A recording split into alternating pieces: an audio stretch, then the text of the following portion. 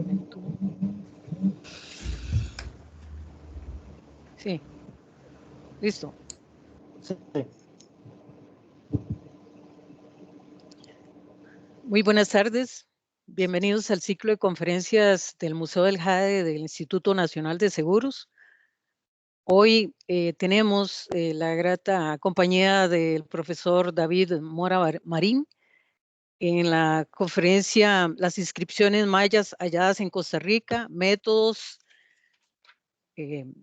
fechas, eventos, personajes y contextos históricos.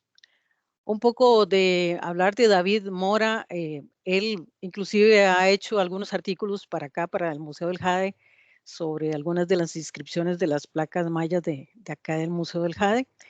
El doctor David Mora Marín, costarricense, es doctor en filosofía, antropología por la Universidad Estatal de Nueva York, Albany, en 2001. Adscrito al Departamento de Lingüística de la Universidad del Norte de Carolina, Chapel Hill, desde el 2004. Sus especialidades son la lingüística histórica, la epigrafía y la documentación lingüística. Sus proyectos de investigación actuales se titulan La ortografía y paleografía de la escritura maya y la revitalización contemporánea de la escritura jeroglífica maya. También ha estado colaborando por varios años con Dory Rins Bodett y Virginia Fields en un proyecto para la documentación e interpretación de las placas mayas encontradas en Costa Rica. Entre sus publicaciones más recientes se encuentran The Cascajal Blog, New Line Drawing, Distributional Analysis, Orthographic Patterns, Problems and Patterns in Study of Olmeca Hieroglyph Writing, ISAPAN Writing, Classification and Preliminary Observation. Próximamente se publicará un artículo sobre la reconstrucción de la morfología posesiva en los idiomas mayas. Con la creación del blog Notes on Mesoamerican Linguistics and Epigraphy, con este nuevo espacio busca estimular el intercambio de ideas y la discusión en el campo de la escritura mesoamericana, tanto preclásica como clásica. Sin más preámbulos, creo que estamos muy interesados en escuchar la conferencia del doctor Mora Marín. Adelante, doctor. Muchas gracias. Primero quiero agradecer tanto a Virginia como a Carolina por ayudarme a preparar esta presentación y por solicitar la presentación. También quería reconocer a mis colaboradores, Virginia Fields y Dory Rens Boudet. Una gran parte de lo que les voy a explicar hoy se trata de descubrimientos y observaciones hechas por ambas, Virginia y Dory. También quería reconocer a Zulay Soto, a Laura Rodríguez y a Sergio García Piedra por la ayuda que me han brindado a mí y también en el pasado a Dory Rens Boudet y a Virginia Fields. Y quería también brevemente reconocer el financiamiento de varias fuentes como FAMSI y también varias fuentes internas de la Universidad de Carolina del Norte que me han servido para continuar mis estudios de los jades mayas de Costa Rica y también jades indígenas de Costa Rica. Bueno, primero quería darles un poco de información sobre las culturas y los idiomas que trataré en esta presentación. Hablaré sobre los artefactos mayas que se han encontrado en Costa Rica y también hablaré sobre el intercambio en tiempos precolombinos entre los chipchenses de Costa Rica y los mayas de Mesoamérica. Entonces quería brevemente señalar las zonas de distribución de los idiomas mayas en Mesoamérica y las zonas de distribución de idiomas chipchenses en Centroamérica y Colombia.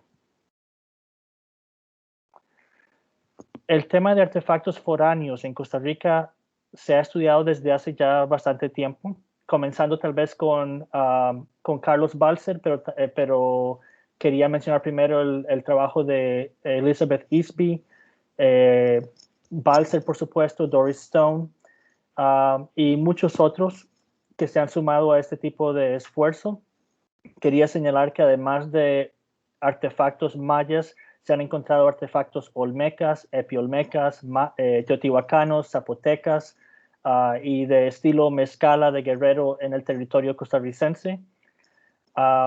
además de los jades, que son el tema principal de esta charla, se han encontrado discos de pizarra, vasijas y otros tipos de artefactos mesoamericanos.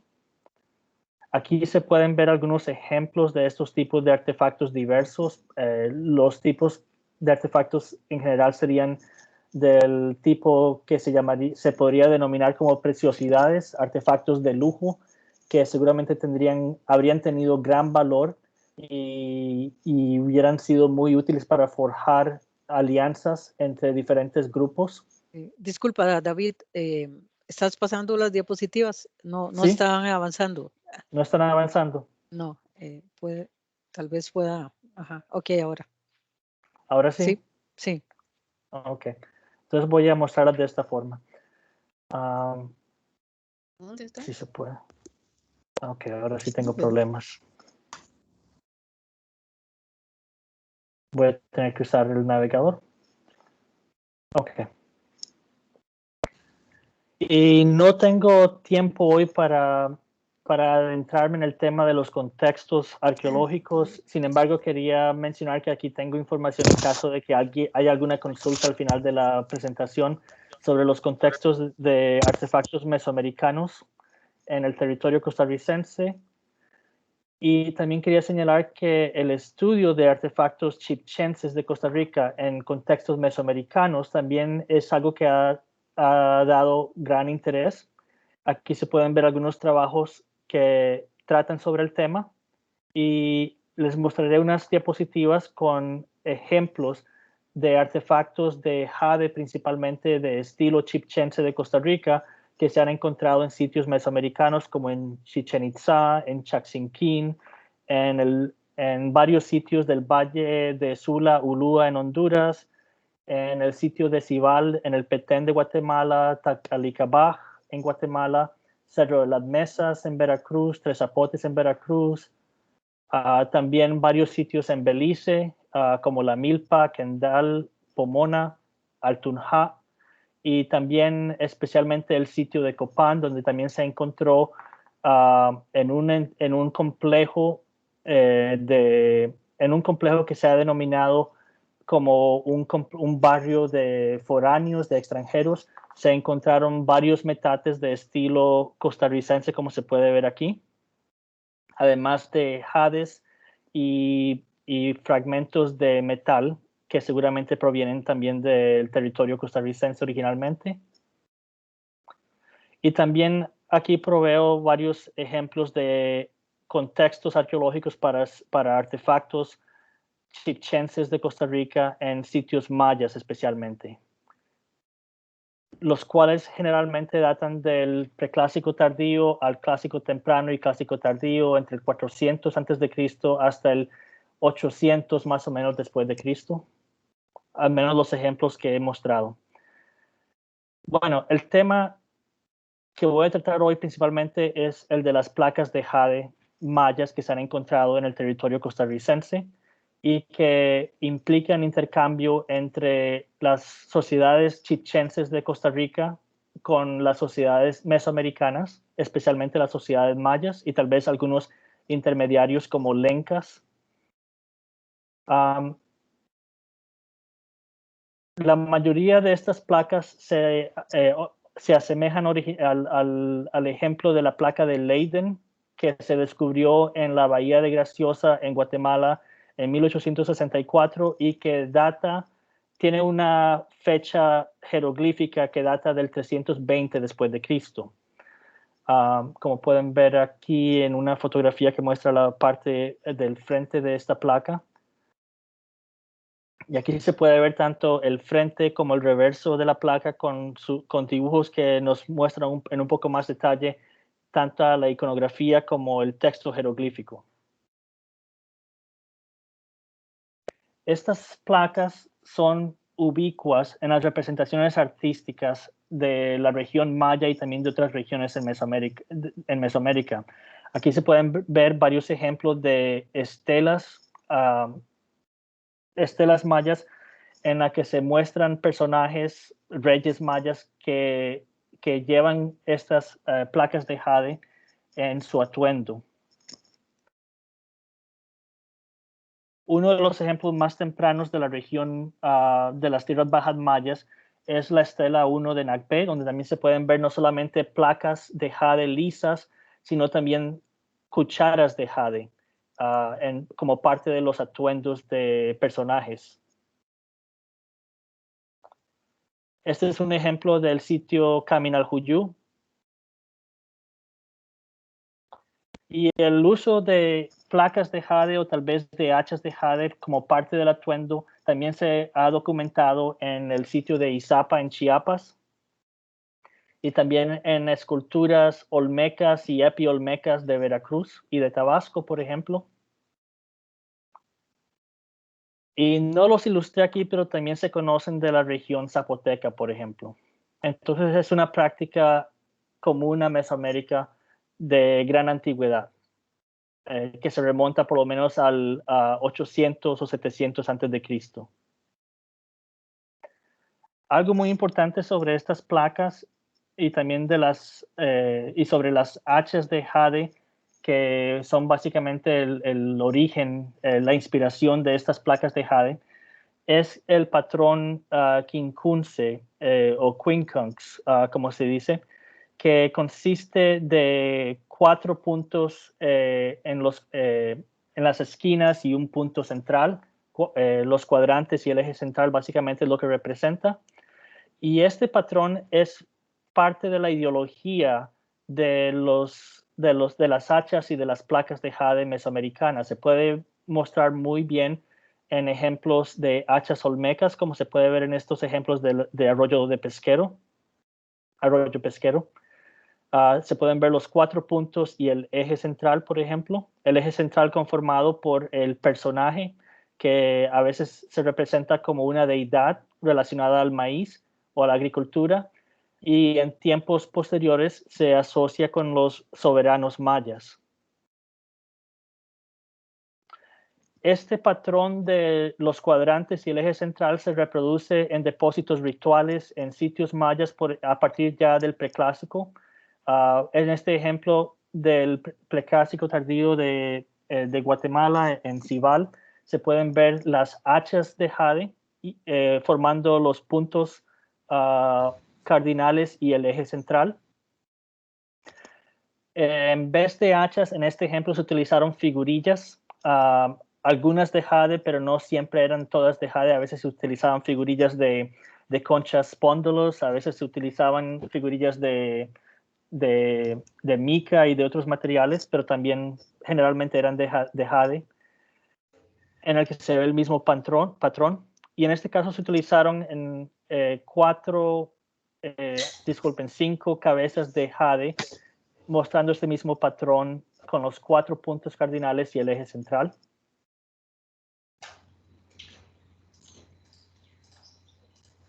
Aquí vemos otro ejemplo, un ejemplo más del sitio de Copán que se remonta al 500 a 600 después de Cristo, mostrando este mismo patrón.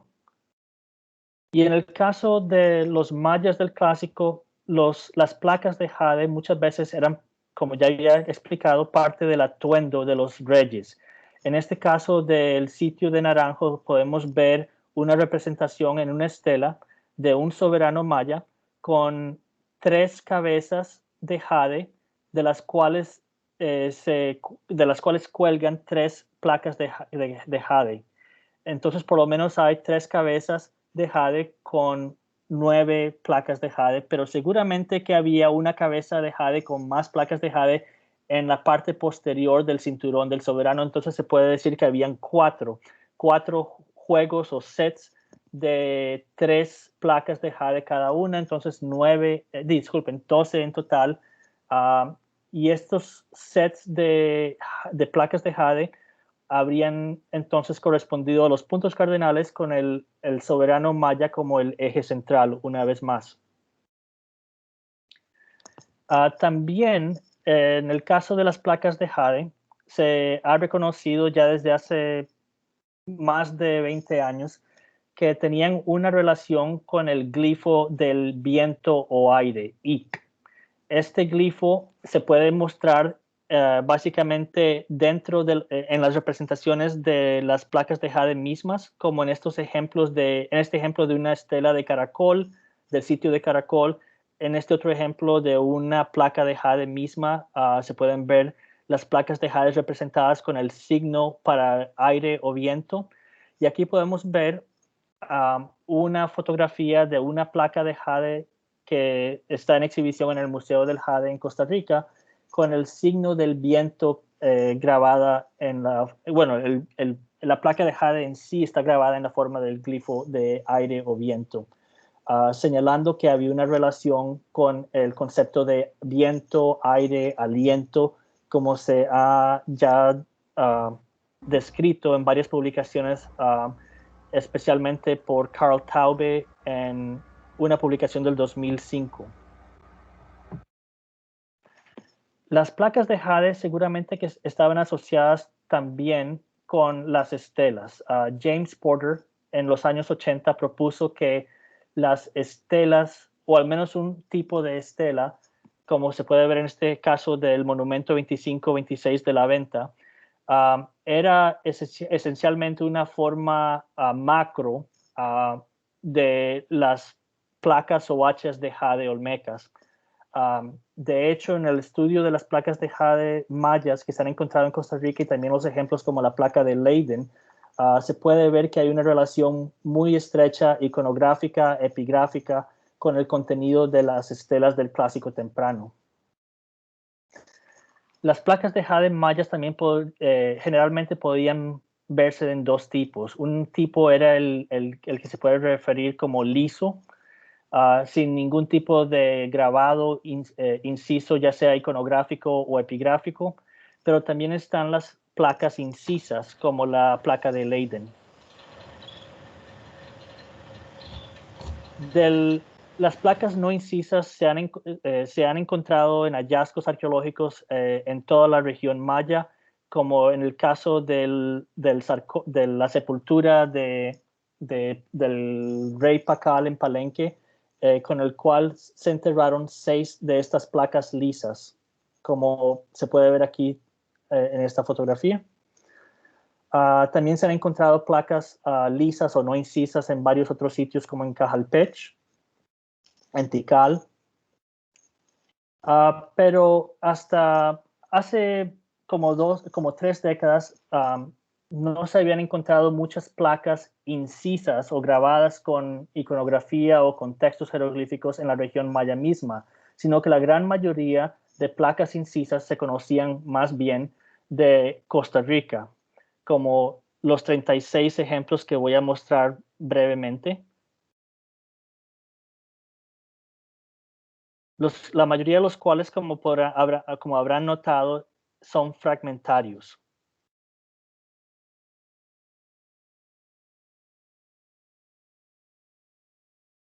O han sido retrabajados en otros tipos de formas, como se pueden ver en estos ejemplos de placas en forma de tiburón. También se han encontrado en Costa Rica otros tipos de artefactos mayas con textos jeroglíficos, como discos de pizarra, como también mencionaré más adelante. Y un ejemplo espectacular de una cuchara de jadeíta, seguramente originalmente un artefacto olmeca que fue heredado, fue intercambiado a los mayas, quienes lo grabaron con un texto jeroglífico maya eventualmente llegó a parar a Costa Rica, supuestamente al sitio Cerro Negro. Bueno, parece que hay más ejemplos que se han descubierto y reportado de la región maya propia desde los años 80, pero aún así, como mostraré, sigue siendo cierto que hay más ejemplos de Costa Rica que de la región maya propia. Estos son algunos ejemplos a continuación de placas de jade que provienen de la región maya. Placas de jade incisas con iconografía y con textos jeroglíficos. Un fragmento muy pequeño de Tikal. Una placa que se encuentra en la colección de Dumbarton Oaks en Washington. Otra placa también de la misma colección. 3 placas del sitio de Calakmul que se encontraron en un contexto arqueológico, como se puede ver en este dibujo, en este croquis de Folland et al. Del año 95. Una placa del lago Guija en El Salvador. Hay dos placas de la región de Quiriguá en Guatemala. La segunda estudiada por Alejandro Garay y José Crasborn. Una placa de la región de Palenque, estudiada por David Stewart. Otra placa muy interesante seguramente del sitio del Perú, estudiada por Brian Just. Esta se encuentra en el Museo de Appleton en Florida.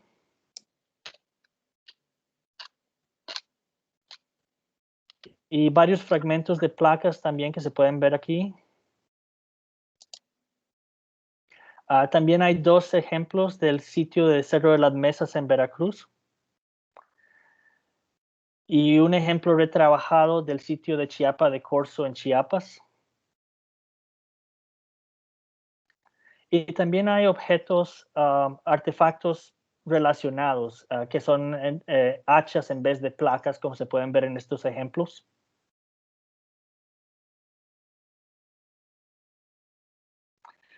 Y aquí podemos ver tres ejemplos cuyos contextos se conocen más o menos. En el caso del hacha de Toniná, se conoce muy bien su contexto.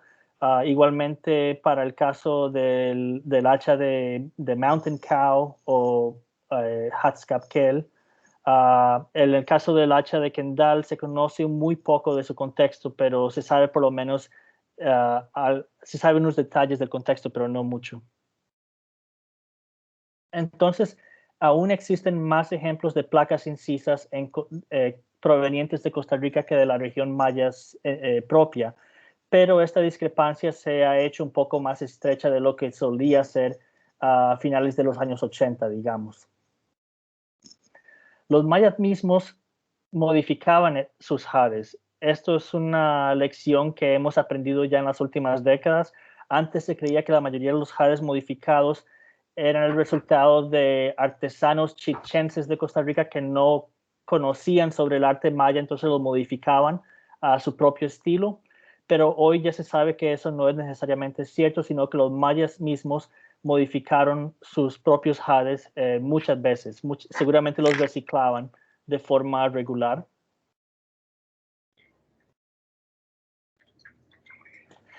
El ejemplo que se muestra aquí de la colección de Dumbarton Oaks muestra un patrón de retrabajamiento muy parecido al de varias de las placas que se conocen del territorio de Costa Rica. Podemos ver una perforación en la parte superior que hubiera servido para suspender el colgante de forma vertical y también dos perforaciones al lado derecho que hubieran servido para suspender el colgante de forma horizontal. Y esa forma de suspensión horizontal es característica de los pendientes de jade alados del estilo chichense de Costa Rica. La mayoría de las placas de jade incisas o lisas mayas originalmente tenían un modo de suspensión vertical y generalmente para eso era solo necesario una perforación en la parte superior, aunque en el caso de la placa de Leiden existen dos perforaciones seguramente para poder atar la placa a algún otro objeto en la parte de arriba y en la parte de abajo. Como se puede ver tal vez en el caso de esta representación de las cucharas de jade en Nagbe. Aquí podemos ver el tipo de modificación de esta placa de Dumbarton Oaks como un tipo de modificación que se puede también encontrar en jades mayas que han sido encontrados en Costa Rica, como en el ejemplo, en los primeros dos ejemplos de aquí, que son del Museo del Jade. Vemos el mismo patrón de perforaciones para suspensión horizontal.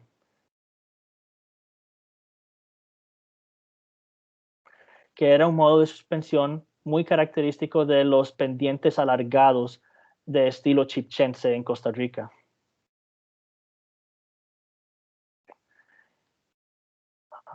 También vemos otro tipo de modificación que yo le llamo tipo 2, en el cual una placa de jade se partía a la mitad y luego se reperforaba para suspenderla verticalmente. Este tipo de modificación se puede ver en el caso de por lo menos 3 o 4 placas de jade del Museo del Jade, como se pueden ver en estos dos ejemplos. Y en algunos ejemplos se pueden ver dos tipos de modificación, la modificación para suspensión vertical y la modificación para suspensión horizontal.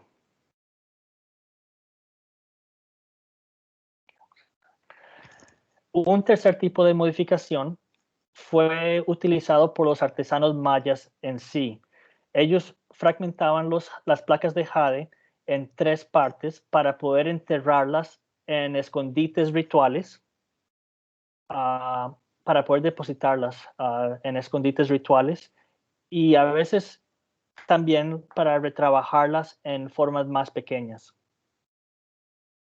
El caso de esta hacha, el hacha de Mountain Cow de Belice, es un caso de estos, en el que en este caso una hacha, no una placa, sino que una hacha fue partida en 3 fragmentos para poder hacerla caber dentro de una urna ritual. En el caso de la placa de jade 4442 del INS, del Museo del Jade, el mismo patrón de fractura se puede ver, 3 fragmentos, seguramente para poder depositar la placa dentro de un contenedor. Y en el caso de la placa de Calakmul, seguramente empezó por este mismo proceso, empezó con un tipo de modificación de tipo 3 para poder utilizarla en un escondite ritual, pero es muy probable que después de algún tiempo fue reciclada, fue extraída de la urna, digamos, y fue retrabajada para darle una vida nueva. Aquí podemos ver varios ejemplos de modificación tipo 5 mediante el cual la placa de jade se retrabajaba y en este caso se retrabajaba para tener una función muy diferente a la original. En este caso podemos ver una cuenta tal vez en forma de flor con pétalos. En este caso podemos ver una placa de jade que ha sido retrabajada como 2 cuentas de jade. Esta la mencionaré dentro de un momento, entonces regresaré a este ejemplo. En este caso podemos ver 2 placas de jade que también se encuentran en la colección del Museo del Jade, que fueron retrabajadas con forma de tiburón. Este es un ejemplo muy parecido de la costa pacífica de Guatemala. Y estos fueron retrabajados por artesanos mayas quienes las utilizaron y a veces las representaban en el arte. Aquí podemos ver una de estas placas en forma de tiburón, básicamente insertada entre 2 orejeras que formaban parte del tocado de este rey maya.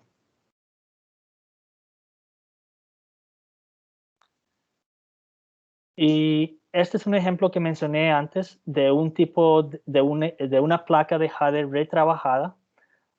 Era originalmente una placa de jade maya con una representación de un soberano maya muy parecida a la que vemos en esta placa supuestamente del Río Azul de Guatemala. Podemos ver una representación muy similar a la que se ve en la placa del Río Azul, solo que esta placa de la izquierda fue encontrada en el sitio de Cerro de las Mesas en Veracruz en un contexto del 800 al 1000 después de Cristo. Y noten también que además de ser originalmente una placa de jade maya, fue retrabajada con 2 cabezas zoomórficas, que seguramente son ejemplos del retrabajamiento que se hacía por los artesanos chipchenses de Costa Rica, no solamente a jades foráneos, sino que también a sus propios jades, como los que se pueden ver en estas figuras de del centro y de la derecha. Entonces, el ejemplo de esta placa de jade de Cerro de las Mesas en Veracruz, muy lejos de Costa Rica y lejos de la región maya, es un ejemplo de un artefacto que tuvo una vida muy larga. Comenzó seguramente como una placa de jade maya. Seguramente fue intercambiada con las sociedades chipchenses en Costa Rica, quienes la retrabajaron con formas de cabeza zoomórfica y eventualmente fue intercambiada hasta la región de Veracruz, hasta Cerro de las Mesas en Veracruz, donde terminó básicamente siendo depositada en un contexto ritual.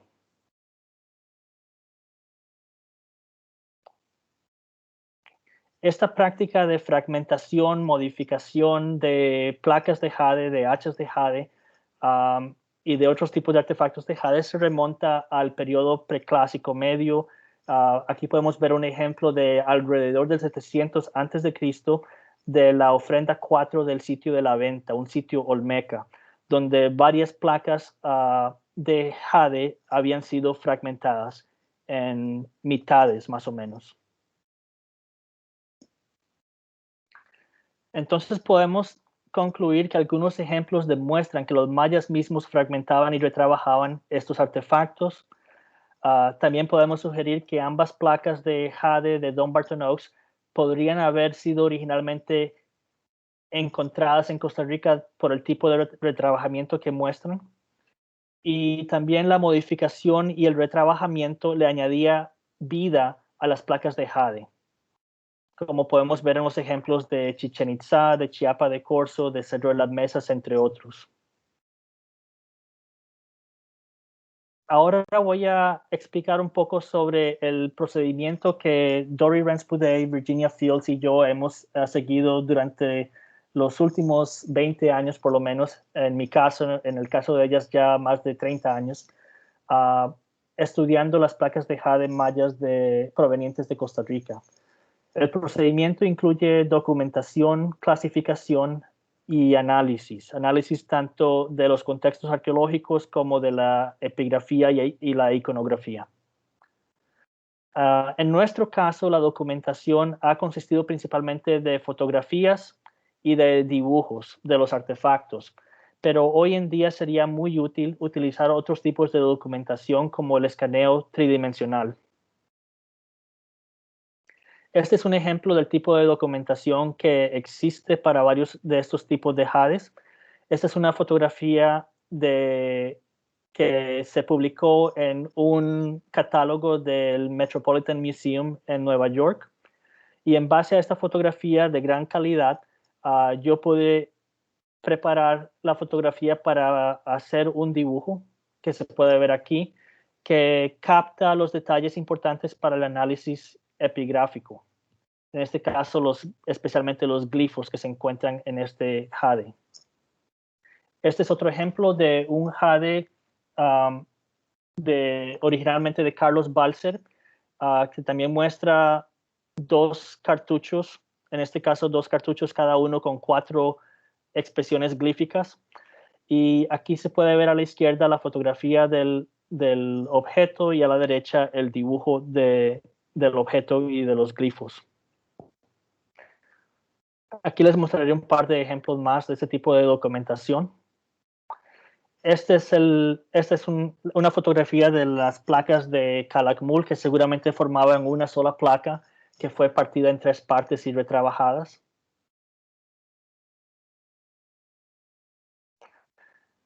Muy bien, la segunda fase de este tipo de estudio consiste en clasificación.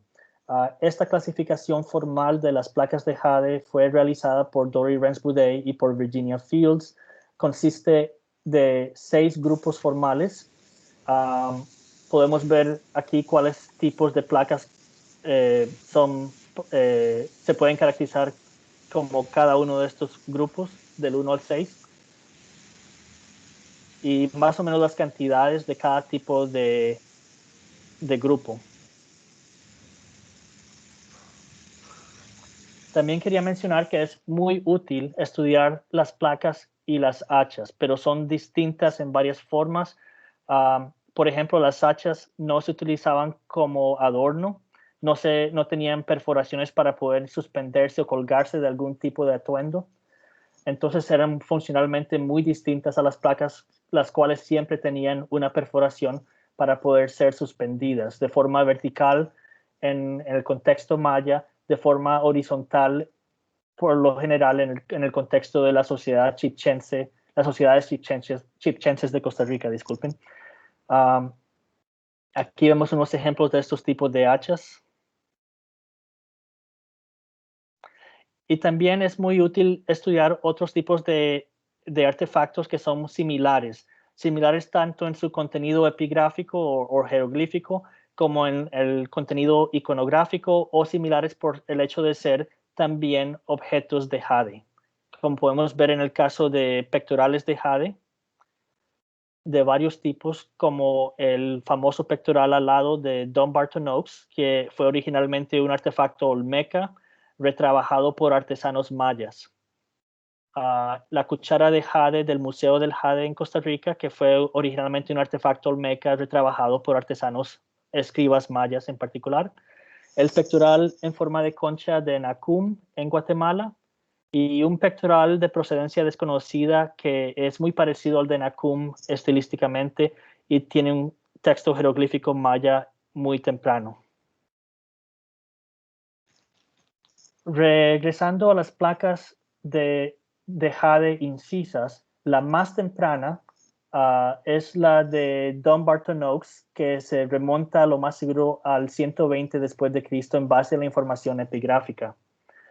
Las más tardías son los ejemplos que ya había mencionado, un ejemplo proveniente originalmente de el Perú, que se encuentra en el Museo de Arte de Princeton, y una placa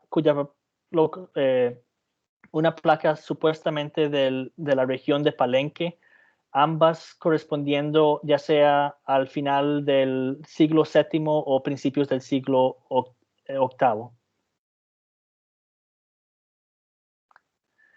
Para estudiar las placas, muchas veces se puede empezar con el estudio iconográfico.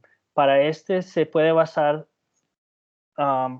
uno puede basarse en lo que se conoce ya de la iconografía de la placa de Leiden, por ejemplo, o de las estelas, especialmente del clásico temprano mayas. Aquí podemos ver un ejemplo un dibujo de la iconografía, de la imagen pictórica de la placa de Leiden. Y como pueden darse cuenta, es muy difícil, para un principiante, es muy difícil ver los detalles, poder reconocer todo lo que se encuentra en este dibujo tan barroco. Entonces es muy útil a veces usar diferentes colores para poder aislar los diferentes componentes de la iconografía. Una vez que se realiza este proceso, se puede comparar a lo que se encuentra en las placas de jade lisas, incisas provenientes de Costa Rica, y se pueden reconocer los elementos del atuendo de un soberano en varias de estas placas, a pesar del hecho de que las placas provenientes de Costa Rica generalmente son muy fragmentarias. A veces solo se encuentra una cuarta o una sexta o una octava parte de la placa original. Pero mediante ese tipo de comparación es posible identificar los elementos pictóricos, iconográficos, según la comparación con el ejemplo de la placa de Leiden o con otros ejemplos como una de las placas del Río Azul.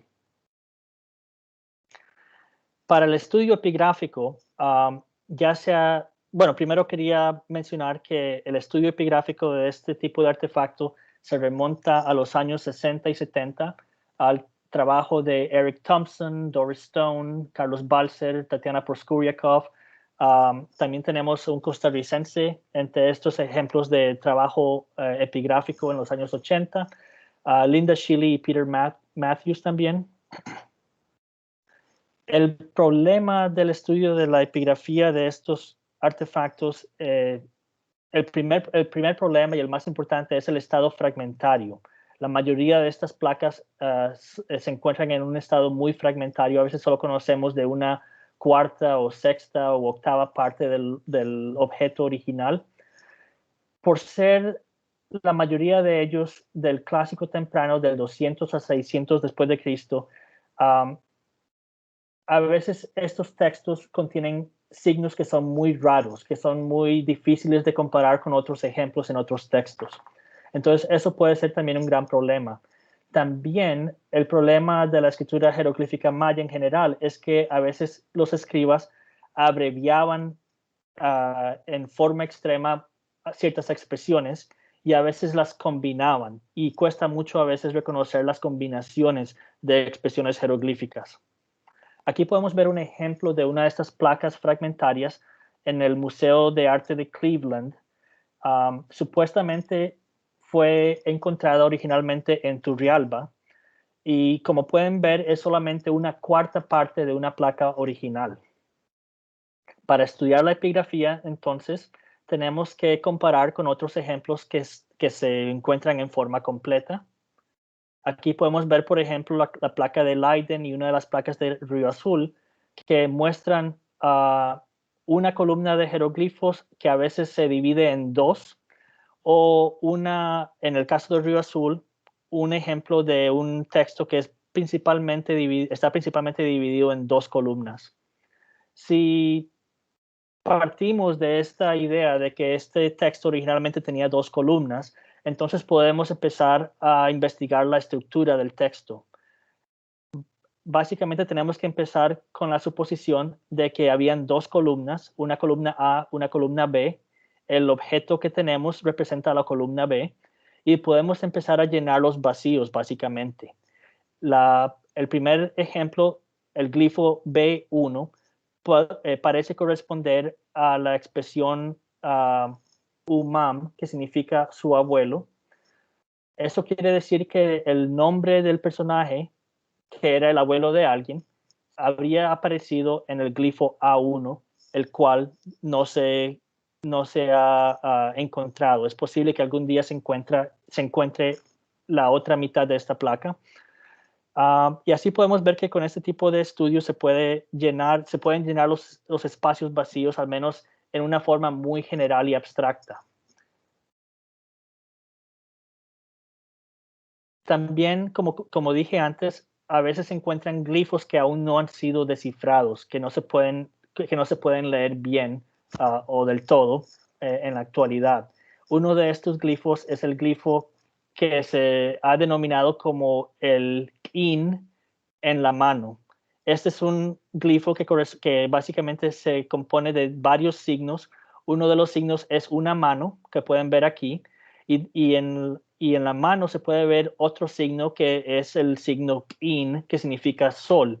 En este caso, seguramente que no se leía como sol, sino que se leía junto con la mano para dar otra lectura diferente, la cual no ha sido descifrada aún. Pero se encuentra en varios textos jeroglíficos del clásico temprano. Entonces es posible que algún día podamos descifrarlo. Aquí podemos ver otro ejemplo de un texto jeroglífico inscrito sobre un disco de pizarra encontrado en el sitio El 3 en Guásimo, en Costa Rica. Este es el dibujo del texto. Este es otro artefacto, en este caso, por cierto, el disco del 3 se encuentra en el Museo Nacional de Costa Rica, mientras que este otro disco proveniente de la región de Bagaces se encuentra en el Museo del Jade.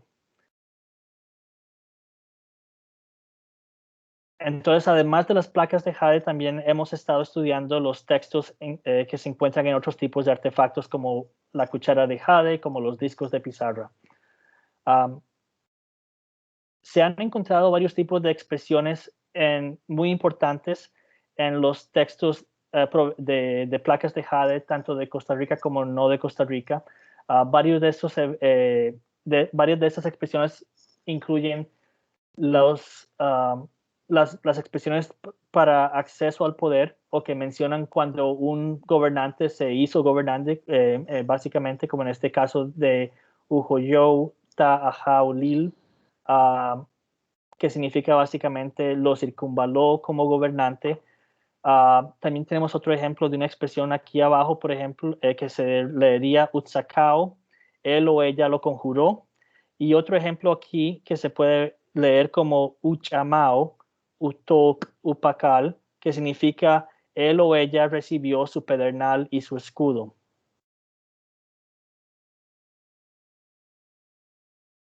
En total se han encontrado un gran número de expresiones verbales que se refieren a acciones realizadas por algún gobernante. En general son las acciones de los gobernantes que se describen de esta forma. También se han encontrado varios términos de parentesco y otras relaciones sociales. Un par de ejemplos se pueden ver aquí. El ejemplo que estoy mostrando en este momento se leería Yal, que significa el hijo de una mujer, y Ujuntan, que significa el primer hijo. También se han encontrado topónimos como los que se enlistan aquí. Dos de ellos corresponden a partes de los glifos emblemas. Aquí podemos ver en el caso del disco de Bagaces un topónimo que menciona al sitio de El Sots en Guatemala y se refiere a un rey proveniente de ese sitio. También podemos ver otro topónimo que se refiere al sitio de El Perú o Huacá, también en Guatemala, y se refiere a un rey proveniente de ese sitio. El texto en sí, al menos parte del texto, explica que el disco en sí fue un regalo de un rey de el Perú o Huacá, seguramente para el rey de El Sots. También podemos encontrar referencias a los nombres de las placas de jade mismas. En este caso, el primer glifo parece ser el nombre de la placa en sí y la placa en sí también se menciona como un tipo de artefacto llamado kaiwak. El texto básicamente dice que Huachan es el nombre del kaiwak de cierto personaje. Entonces, las placas de jade al parecer se llamaban kaiwak y era posible que cada placa haya tenido un nombre propio. En este caso, el nombre propio de esta sería Hua Chan Win o Hua Chan Lem, tal vez. Aquí se puede ver otro ejemplo de esta misma expresión. Y aquí podemos ver varias expresiones que se usan para referirse a pendientes de jade, pero a pendientes de cualquier tipo, jade, concha, obsidiana. Y también conocemos ya de muchos personajes, los nombres de muchos personajes, seguramente muchos de ellos soberanos de sitios mayas, de ciudades mayas. Muy bien, y ya para finalizar, quería solamente comentar que como documentos históricos de los gobernantes mayas, es posible que las placas de jade inscritas hayan sido blancos directos en los conflictos internos y externos en la sociedad maya, al igual que los textos en medios monumentales, explicando su fragmentación y su dispersión y reciclaje. Sin embargo, es también posible que la fragmentación, dispersión, reciclaje de estos artefactos hayan sido el resultado de otros procesos. Es posible que la distribución de riqueza entre nobles haya sido para formalizar acuerdos, por ejemplo, haya sido una razón por la cual estas placas hayan sido fragmentadas intencionalmente. Y también es posible que la distribución de estas placas se haya dado como un proceso de distribución entre herederos por medio de fraccionamiento. Entonces, solamente quiero mencionar que además de las explicaciones que se han publicado anteriormente como parte del proceso de conflicto, es también posible que estos procesos de fragmentación y retrabajamiento se hayan dado por otros procesos sociales, como el proceso de herencia de riquezas, en este caso de jades, tal vez entre varias personas, requiriendo que se fragmentaran los artefactos, y también simplemente el hecho de que a través del tiempo las personas seguramente querían reutilizar el jade para otros propósitos. Las placas incisas exhibían temas iconográficos y jeroglíficos paralelos a los de muchas estelas, principalmente aquellas que trataban sobre el acceso al poder de los soberanos. La mayoría del corpus de Costa Rica se remontan al periodo clásico temprano, ninguna data del clásico tardío, aunque sí existen placas incisas del clásico tardío, como lo mencioné anteriormente. Ninguna de ellas ha sido encontrada en Costa Rica. Hasta el momento, las placas de jade que se han encontrado en Costa Rica todas se remontan al clásico temprano o posiblemente preclásico tardío, antes del 200 después de Cristo. Es probable que, además de materias primas y artefactos acabados, las sociedades mayas y chipchenses de Costa Rica hayan intercambiado temas artísticos representados en los jades, evidenciando una red de intercambio de ideas. No tuve tiempo de charlar sobre este tema, pero en una publicación previa he hablado sobre un tema artístico que se encuentra tanto en el jade de Costa Rica como en el jade y otros medios artísticos en Mesoamérica, especialmente la región maya. A veces se le ha denominado en la región maya el tema de Charlie Chaplin. Este mismo tema también se ha encontrado en los jades de Costa Rica y es seguramente un ejemplo de intercambio de ideas. Y simplemente quería mencionar que todavía estamos trabajando todavía estamos realizando la tarea de documentación y análisis de las placas de jade.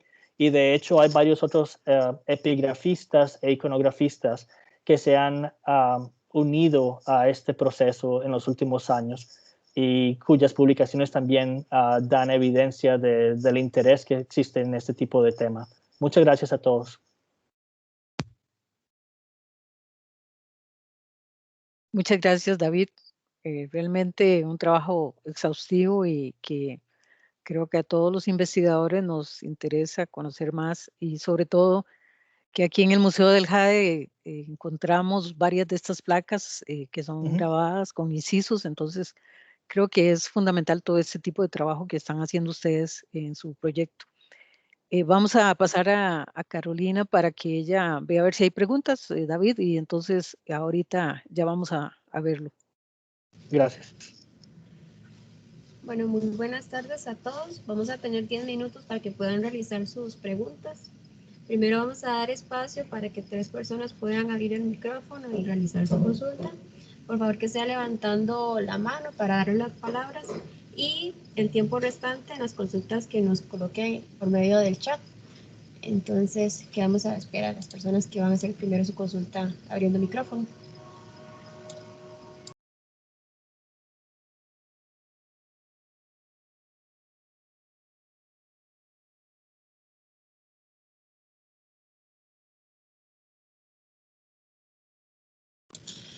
Tenemos a Jorge. Jorge, adelante. ¿Sí? ¿Me escuchan? Sí. David, ¿cómo estás? Buenas noches. Yo tengo Buenas mucho noches. interés en saber hasta qué punto has investigado también si estas piezas, específicamente de jade, pero también de otros materiales, se han movido más allá de Costa Rica. ¿Qué tanto se sabe si estas piezas se intercambiaron con algunos de los grupos de Sudamérica? No necesariamente con Perú y Bolivia, yo estoy especialmente interesado en lo que podría haber tenido de intercambio con lo que sería hoy en día Panamá y probablemente el norte de Colombia. ¿Tienes algo de investigación al respecto? Pues hasta el momento no he encontrado ningún tipo de reporte o de evidencia de que los artefactos mayas, como los que discutí hoy, hayan llegado hasta Panamá o Colombia. Sin embargo, es posible que haya sucedido tal vez como un proceso de intercambio a larga distancia que incluía a los chipchenses de Costa Rica como un punto intermediario, digamos. Porque sí se sabe, por supuesto, de que había intercambio entre las sociedades de Costa Rica con las de Panamá y Colombia, especialmente, por ejemplo, en el caso del oro. Entonces es posible que haya habido algún tipo de transferencia de esa forma, pero hasta el momento no he encontrado ningún ejemplo. Gracias. Gracias, Jorge. Vamos a ver si hay alguna consulta.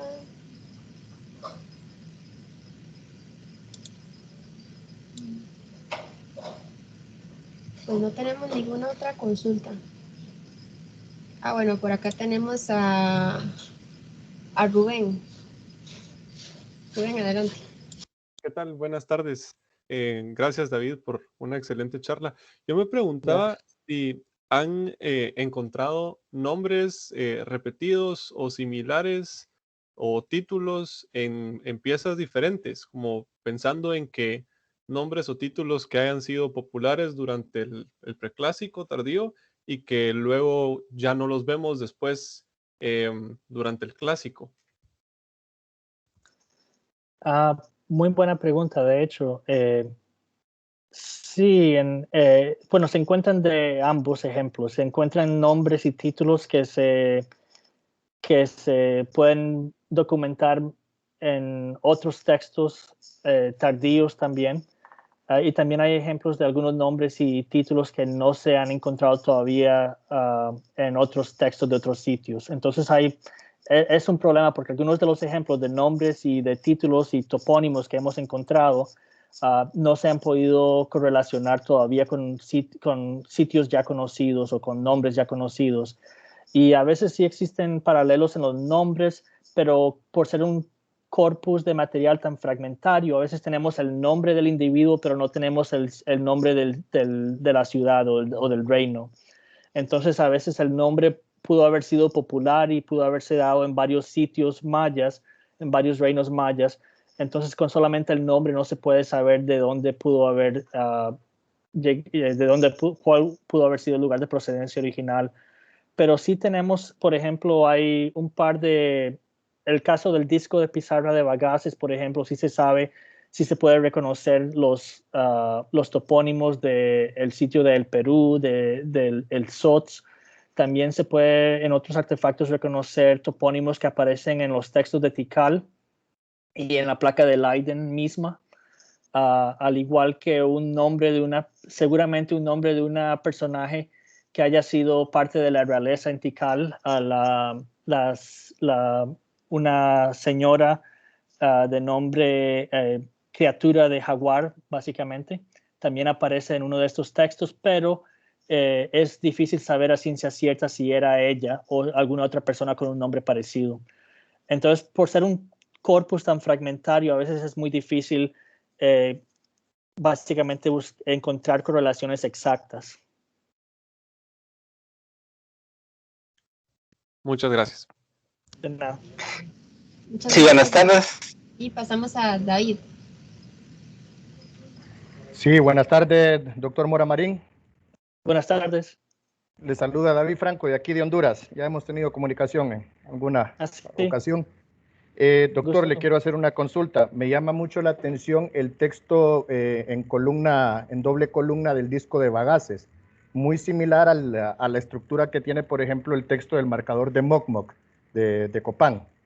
Pues, pareciera que tuviera alguna similitud. Si bien la grafía no pareciera pues muy similar, se me llama la atención. Entonces, le quisiera consultar si existe o tiene usted publicado algún documento con bibliografía que me ayude pues a conocer un poquito más información acerca de este disco de Bagaces y sobre todo el material pizarra que hasta el momento, si yo mal no recuerdo, por ejemplo en sitios como Caracol, se utilizó también la confección por ejemplo, de estelas de pizarra, como por ejemplo la estela 16. No sé si usted tiene publicado algún documento y de alguna forma, pues, ¿cómo podría yo pues acceder a él? Sí, claro.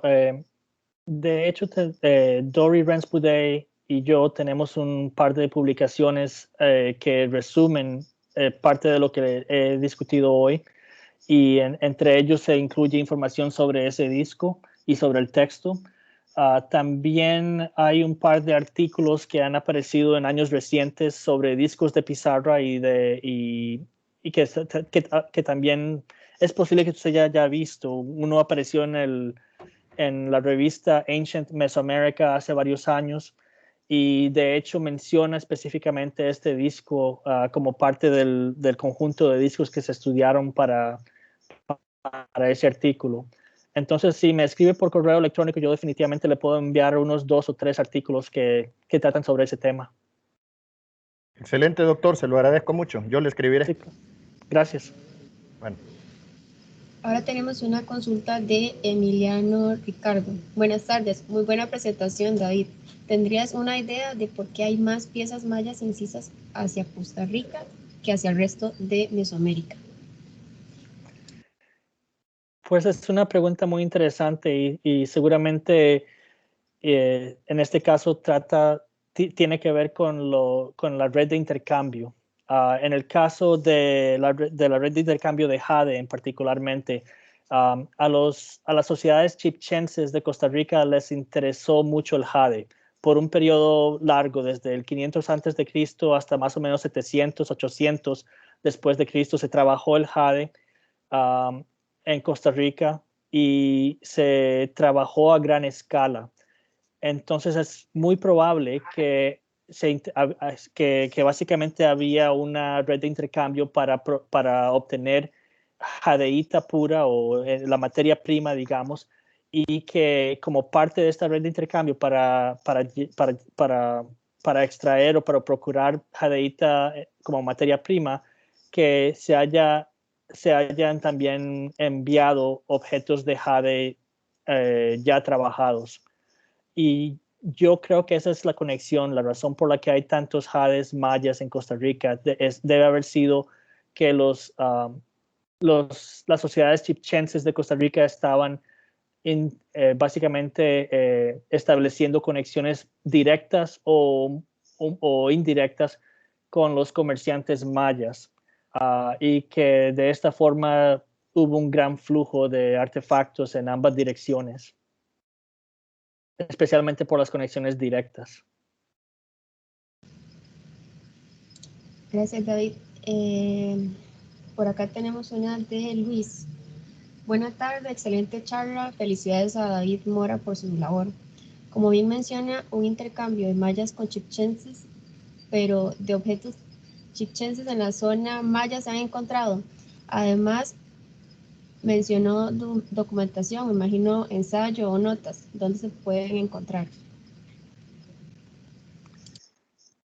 Sí, muchas gracias. Voy a compartir la pantalla otra vez, si se puede, vamos a ver. ¿O pueden ver mi pantalla, mis diapositivas? Ahorita estamos viendo las diapositivas. ¿Sí se pueden ver? Sí. Ok.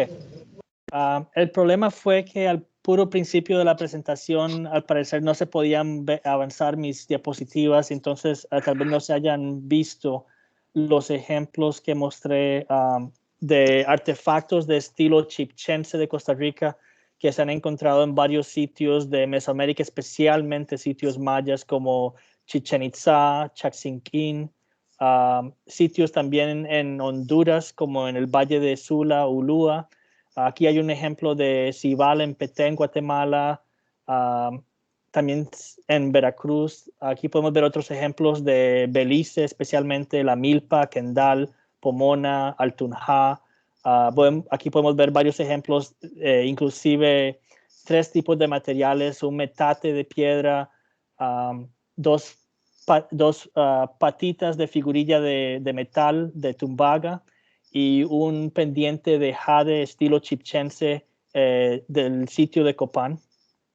Entonces sí hay un buen número de ejemplos de artefactos chipchenses de Costa Rica, especialmente de jadeíta hasta el 700, 800 después de Cristo. Ya a partir de esa fecha se empieza a ver más ejemplos de objetos de metal, de tumbaga, de oro, pero antes para esa fecha ya es principalmente jadeíta lo que se ve.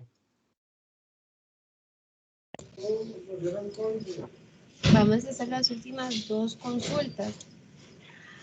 Alexander Barrantes nos dice, buenas tardes, ¿puedo entender entonces que el fraccionamiento de las placas pueda tener relación con la genealogía y que eso sirviera al portador como una especie de identificador de pertenencia? Sí, de hecho, eso es una de las ideas que estoy básicamente utilizando, que no estoy seguro todavía si es la mejor explicación, pero sí considero que es posible que la fragmentación haya sido intencional, tanto dentro de la región, dentro de la región maya, que haya sido un proceso intencional para distribuir la riqueza, en este caso en forma de jade, y que haya tenido también un propósito de distribución dentro del linaje, dentro de los linajes reales, por ejemplo.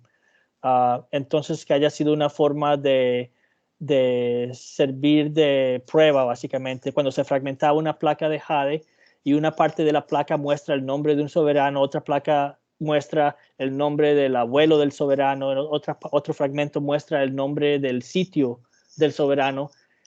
Básicamente cada fragmento serviría como prueba de algún tipo de conexión con ese soberano, con ese sitio, con esos personajes. Entonces hubiera sido una forma de, hubiera servido tal vez como un sello de autenticidad, de que al portar ese tipo de fragmento uno puede hacer constar de que tienen algún tipo de conexión con ese personaje, una conexión ya sea de familiar o tal vez una conexión de alianza, un tipo de alianza comercial o política. Pero eso es lo que yo considero que es posible que haya sucedido, dado que ya se sabe, ya se puede confirmar de que los artesanos mayas mismos estaban fragmentando esos artefactos y que ellos los estaban a veces retrabajando y utilizando en conjunto en los sitios mayas. Parece que era un acto intencional y no debido a conflictos o saqueos como resultado de conflictos, sino que algo más, a un tipo de proceso social no conflictivo, sino algún tipo de proceso tal vez relacionado a la genealogía o alianzas. Y finalizamos con Andrés Molina. Gracias, doctor. Un honor escucharlo. ¿Tiene alguna hipótesis de por qué se rompieron relaciones en el periodo clásico tardío? En su opinión personal, ¿cuál fue la importancia de los chichенses en Costa Rica en el contexto mesoamericano?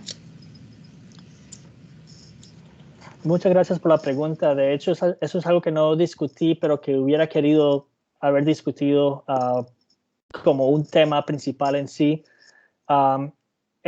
Yo considero que es muy posible que el intercambio de jadeíta haya sido básicamente cortado al principios del clásico tardío, entre el 700 al 800, digamos, después de Cristo, por los procesos que se estaban dando a cabo en la región maya.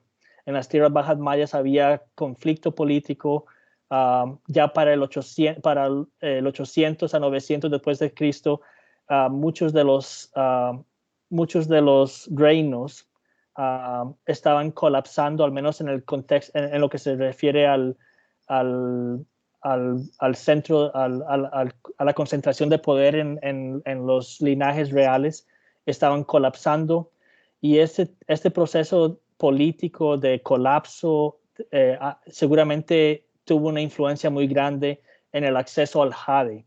Es posible que eso haya básicamente sido la causa por la cual el jade dejó de trabajarse en Costa Rica para esa época.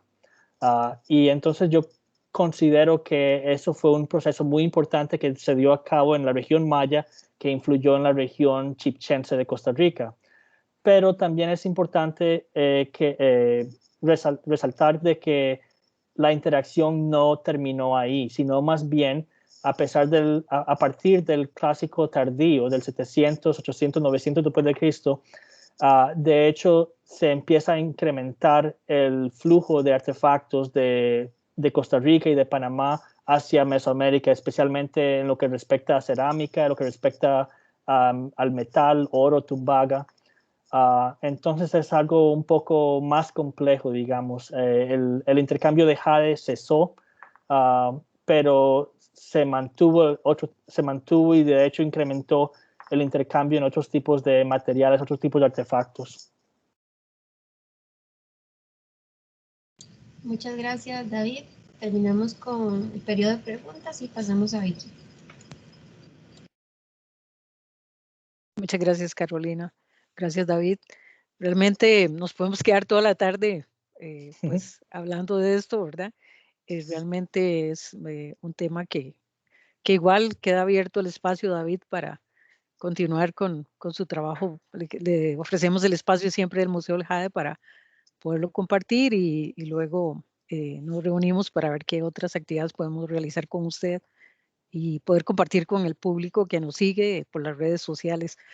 Un tema también importante y bueno, de aquí desde el museo y todo el análisis que hacemos de los artefactos que tenemos, también es ese estilo local, ¿verdad? De Costa Rica y cómo los artesanos especializados en el trabajo ya en piedra modificaron el jade y también creo que eso llegó a ser como un elemento de ser como un tercer taller importante en la producción de artefactos de jade y ese movimiento de intercambio de ideas que aquí se ha discutido muy claramente en esta conferencia. Entonces, creo que es un tema que seguimos trabajando, entonces, en conjunto. Muchas gracias y también queremos invitarlo a mantener este espacio. Luego nos reunimos para ver otras actividades que usted estaba proponiendo. También queremos invitarlos a nuestra próxima conferencia que realmente también les llama la atención porque es la aparición de grandes cantidades de restos óseos de mamuts en lo que es la construcción del aeropuerto de México. El doctor Joaquín Arroyo ha ofrecido con mucho énfasis en el trabajo de arqueozoología sobre los análisis de estos mamuts. Entonces creo que va a ser un tema también interesante y los invitamos a todos a venir a compartir en estas redes sociales la conferencia Gigantes y Aviones, los mamuts en el nuevo aeropuerto de la Ciudad de México. Entonces creo que también es un tema que para nosotros en esta parte de América podamos también aprender que existió también un componente importante del trabajo y también de la técnica de arqueozoología que es importante acá de analizar. Entonces, muchas gracias y de nuevo, David, muchas gracias y a todos los que están conectados en esta red social. Y bueno, buenas tardes entonces a todos y muchas gracias, David. Nos vemos entonces. Hasta luego. Hasta luego. Hasta luego.